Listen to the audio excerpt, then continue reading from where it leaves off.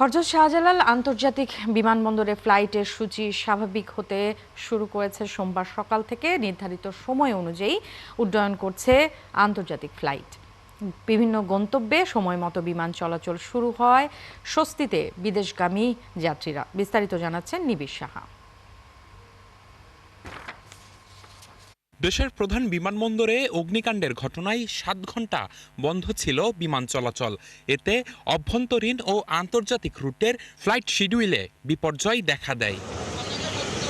বিপর্যস্ত ফ্লাইট শিডিউলের কারণে নির্ধারিত সময়ে যাত্রা করতে পারেনি হাজারো বিদেশগামী যাত্রী। এতে দেশের প্রত্যন্ত অঞ্চল থেকে আসা যাত্রীরা পড়েন চরম ভোগান্তিতে।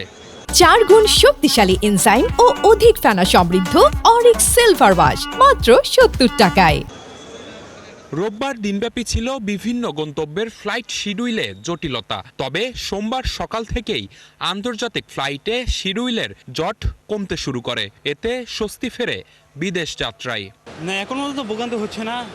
আন্দার ভিতরে যাই দেখি কি হয়। না, একজনের সাথে কথা বলছে যে বিমান কোনো ঝামেলা নাই। আমরা এরকম কোনো নিউজ পাই নাই যাতে লেট হয়েছে।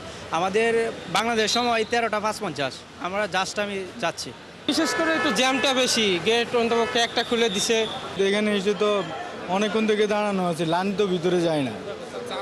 হ্যাঁ, চাপ আছে, প্যাসেঞ্জার তো অনেক, যাত্রীর চাপ অনেক। কিছুটা শঙ্কা নিয়েই মধ্যপ্রাচ্য, মালয়েশিয়া, চীন ও শ্রীলঙ্কা সহ অন্যান্য দেশের যাত্রীরা সময় মতো পৌঁছান বিমানবন্দরে। যেটা করলে দেশের জন্য ভালো হবে, ওটা করলে আমাদের যাত্রীদের জন্য ভালো হবে, ওটাই করা উচিত।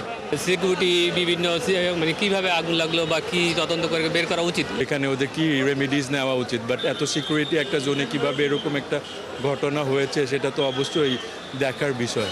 এদিকে বেবিচক জানিয়েছে রোববার রাত 9টা থেকে স্বাভাবিক হয় বিমান চলাচল।